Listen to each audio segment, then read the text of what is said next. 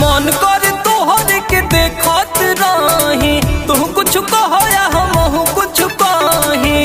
अरे का कही प्यारी, अरे मन कर तोहर के देखत रही, तू कुछ कहो या हम कुछ कही। अच्छा हंसलू जब ये गोरी, लगे कि फूल खिले। राजा जी रौरा गोदिया में गजबे आनंद मिले। राजा जी रौरा गोदिया में गजबे आनंद मिले। राजा जी रौरा गोदिया में।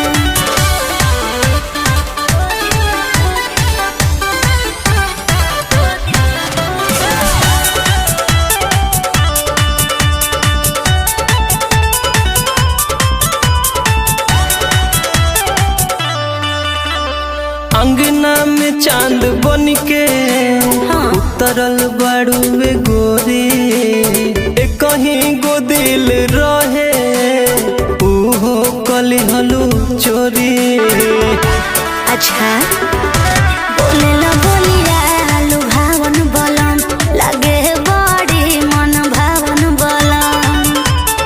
अलगे सुकून पावे में बतिया जब करीले।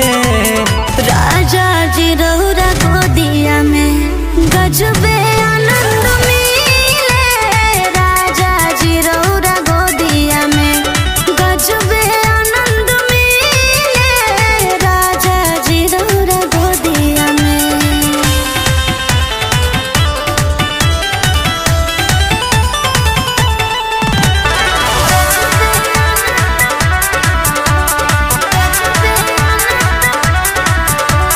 तहरा बिना अकेले अच्छा न लागेला हो।